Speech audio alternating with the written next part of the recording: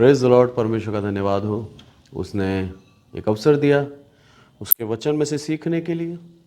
और यहाँ पर आज हम पढ़ते हैं लूका और उसका 9वां अध्याय और 46, 47, 48 3 आयत पढ़ेंगे। मैं परमेश्वर का धन्यवाद देता हूँ कि आप लोगों ने परमेश्वर के वचन को प्रेम दिया। परमेश्वर के वचन को आप सुनते हैं, परमेश्वर आपको बहुतायत की आशीष दे। जो मैसेज मेरे आपको अच्छे लगते हैं उन मैसेज को आप ज़रूर शेयर करें, ताकि दुनिया तक सही वचन, परमेश्वर के सत्य वचन हर एक जगह पहुँचे और जो मसीह भ्रमित हैं वो मसीह अपने जीवन को सही मार्ग पर चलाने वाले बने। यहाँ पर लिखता है, फिर उनमें यह विवाद होने लगा कि हम में से बड़ा कौन। पर यीशु ने उनके मन के विचार जान लिया और एक बालक को लेकर अपने पास खड़ा किया और उनसे कहा, जो कोई मेरे नाम से इस बालक को ग्रहण करता है वह मुझे ग्रहण करता है, और जो कोई मुझे ग्रहण करता है वह मेरे भेजने वाले को ग्रहण करता है। क्योंकि जो तुम में सबसे छोटे से छोटा है वही बड़ा है। क्या बताना चाहता है प्रभु यीशु मसीह? किस तरह से प्रभु यीशु मसीह हमें सिखाना चाहता है इन वचनों के द्वारा? क्या आज हम भी अनाथ बालकों को गोद ले लें? क्या हम भी आज किसी राह चलते बच्चे को जो ज़रूरतमंद है उसको गोद लेकर अपने आप को बड़ा साबित करें? यहाँ पर प्रभु हमें यह सिखाना चाहता है, हमें वास्तविक रूप में एक बालक को गोद नहीं लेना है। यदि आप किसी अनाथ को गोद लेते हैं, उसके साथ भलाई करते हैं, तो परमेश्वर आपको उसका प्रतिफल देगा। पर बड़ा बनने के लिए हमें किसी को गोद नहीं लेना है।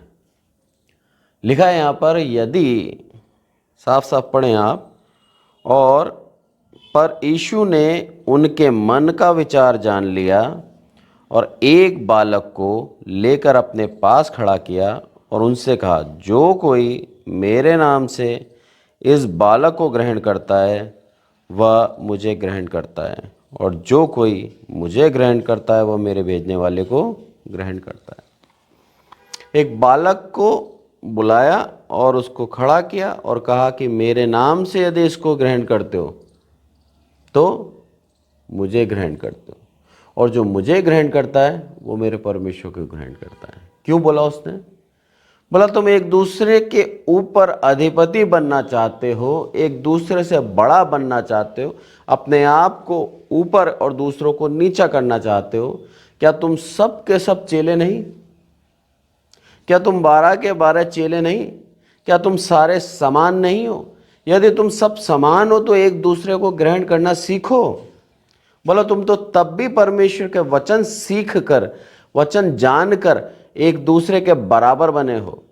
पर अगर कोई नादान हो, बिल्कुल अज्ञान हो, बिल्कुल ज्ञान ही नहीं है, पर मेरे नाम से आता है, उसे भी तुम्हें ग्रहण करना चाहिए। पर यहाँ पर वचन क्या कहता है कि बालक के समान यदि उसके अंदर बुद्धि है, या फिर सच में वो वास्तविक रूप में बालक भी है, तो भी हमें उसको ग्रहण करना है। जब हम उसको पूर्ण रूप से ग्रहण करते हैं, क्योंकि उसके पीछे नाम क्या जुड़ा है? प्रभु यीशु मसीह, तो हम क्या करते हैं? परमेश्वर की उस आज्ञा का पालन करते हैं जो प्रभु ने हमें दी है। हमें परमेश्वर की हर एक आज्ञा का पालन करना है, इसमें दो विचार नहीं होने चाहिए। परमेश्वर के पुत्र प्रभु यीशु मसीह ने बोला कि बालक को ग्रहण करो, तो हमें ग्रहण करना है, क्योंकि उसके पीछे नाम जुड़ रहा है प्रभु यीशु मसीह। बोला, जैसे ही तुमने प्रभु यीशु मसीह के नाम से उस सेवक को, उस दास को ग्रहण करा, जो अभी नया नया है, जिसको ज़्यादा ज्ञान नहीं है, जो परमेश्वर की विधियों को पूर्ण रूप से जानता नहीं है, उसको सिर्फ ये मन के अंदर परमेश्वर ने अगुवाई करी है कि तू जाकर सुसमाचार सुना, तो उसको यदि तुमने ग्रहण कर लिया तो मुझे ग्रहण कर लिया, और जिसने मुझे ग्रहण कर लिया उसने परमेश्वर को ग्रहण कर लिया, और जो परमेश्वर को ग्रहण करता है वही है सबसे बड़ा। ये सिखाना चाहता है प्रभु। आज आप और हम में बहस चल रही है चर्च के अंदर, कौन अच्छा, कौन पद रखेगा, किसको पद दिया जाएगा और क्या पद हमें मिलेगा। यदि हमारे योग्यता के अनुसार हमें पद नहीं मिला तो हमारे दिल में चुभता है, हमें दुख होता है। पर प्रभु हमें सिखाना चाहता है, हमारी योग्यता सिर्फ और सिर्फ नरक जाने की थी, उस योग्यता को बदल कर हम पर उद्धार का एक उपाय दे दिया और हमारे ऊपर एक करुणा, एक दया कर दी। आज हम कह सकते हैं कि हम स्वर्ग राज्य में जाएंगे क्योंकि वो हमारी विरासत है। क्यों? प्रभु यीशु मसीह के लहू से आज मैं साफ हो चुका हूँ, वो पाप धुल चुके हैं, वो अंगीकार करा है, पश्चाताप किया है, उसका मन भी मेरे प्रभु यीशु मसीह ने दिया है। हर कोई नहीं करता।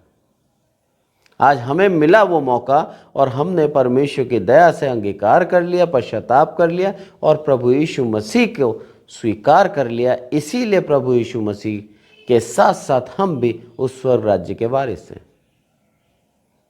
जब ये बात बोली गई तो सारे चेले समझ गए कि हमें एक दूसरे से ऊपर नहीं, हमें एक दूसरे के दास, एक दूसरे से छोटा बनना है।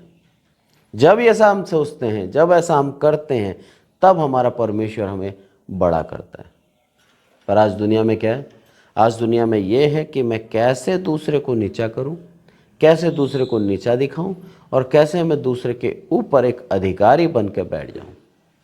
उस समय भी था, आज भी है।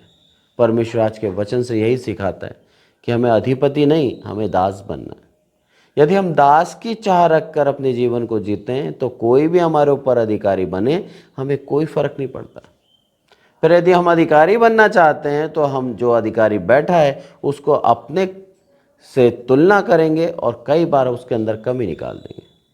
परमेश्वर नहीं चाहता कि हम किसी की कमी निकालें, किसी पे दोष लगाएं, किसी को हम नीचा दिखाएं। प्रभु ये चाहता है कि जो जीवन दिया है उस जीवन को हम उतनी ही ईमानदारी से जिएं जितनी ईमानदारी से वो उसने खुद ने जीवन जिया। उसने करके बताया, इसीलिए कह सकता है। उसने सहा, इसीलिए कह सकता है तुम भी सहो। अन्याय होते देखा और खुद के ऊपर सहा, इसीलिए कहता है तुम भी अन्याय सहो। बोला तुम्हारा जो स्वर्गीय पिता परमेश्वर स्वर्ग में है वो तुम्हारे साथ अन्याय होने नहीं देगा। विश्वास करो तुम। और जब हम पूर्ण विश्वास करते हैं, उस अन्याय सहने का प्रतिफल कितना बड़ा मिलता है, हमें स्वर्ग राज्य दे दिया जाता है। इस पृथ्वी के ऊपर हमारा जीवन बहुत थोड़ा है। उस थोड़े से जीवन के लिए हम अनंत काल का स्वर्ग राज्य ना छोड़ें। परमेश्वर का वचन हमें सिखाता है आज कि हमें यदि स्वर्ग राज्य जाना है तो अपने आप को पूर्ण रूप से परमेश्वर के पीछे चलाने वाला और शुद्ध और पवित्र करके अपने जीवन को चलाने वाला एक सच्चा मसीह बनना है। पौलुस कहता है कि प्रभु यीशु मसीह के समान अपना स्वभाव बना लो। कैसे बना सकते हैं हम? कई बार हमारे अंदर इतनी कमियां होती हैं, हम सोच नहीं सकते कि प्रभु यीशु मसीह के तुल्य स्वभाव भी बना लें हम। पर परमेश्वर की दया देखिए आप, वो अपना स्वभाव हमें देना चाहता है। जिस तरह से परमेश्वर के पुत्र प्रभु यीशु मसीह, जो एक सांसारिक देह है, और देह जो एक मिट्टी की देह है, नश्वर देह है, नाश होने वाली देह है, उसके अंदर उसने पवित्र आत्मा देकर वो देह और पवित्र आत्मा का एक ऐसा संबंध बनाया कि वो संबंध आश्चर्यक्रम करने लगा। वो बंधन के द्वारा प्रभु यीशु मसीह ने बड़े बड़े कार्य करे और आश्चर्यक्रम करे। आज वही बंधन में हमें बांधना चाहता है, इस देह के अंदर और उस पवित्र आत्मा के बंधन में। जब हम दोनों बंध जाएंगे, ये देह और पवित्र आत्मा बंध जाएगा, तो जो आश्चर्यक्रम प्रभु यीशु मसीह ने करें वही हम भी कर पाएंगे। वैसे ही चंगे हम भी कर पाएंगे, वैसे ही लोगों को ठीक हम भी कर पाएंगे, वैसे ही लोगों को आशीष देंगे तो आशीष उनके ऊपर ठहरेगी। प्रभु चाहता है कि हम ऐसा करें और वो चाहता है कि उसके पुत्र के तुल्य हमें बना दे। पर हमारा पाप जो है हमें बार बार पीछे हटाता है।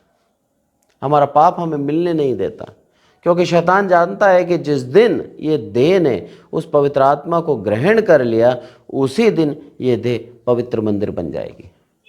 अब चुनाव आपके पास है, क्या आपको पवित्र मंदिर बनना है या फिर वैसे ही अपनी देह को अनंत काल के नरक के अंदर। आइए प्रार्थना करें। हे हमारे प्रभु, हम सब कुछ संभाल कर रखते हैं, इसलिए आपका धन्यवाद मेरे प्रभु। सारी आदर महिमा आपको देते हैं। आज के वचन के लिए आपका धन्यवाद देते हैं और सिखाया जो आपने उसके लिए आपका धन्यवाद देते हैं। सच में मेरे प्रभु, हमें बड़ा बनना है तो एक दूसरे के नम्रता हमारे जीवन में होनी चाहिए, दीनता एक दूसरे के प्रति होनी चाहिए।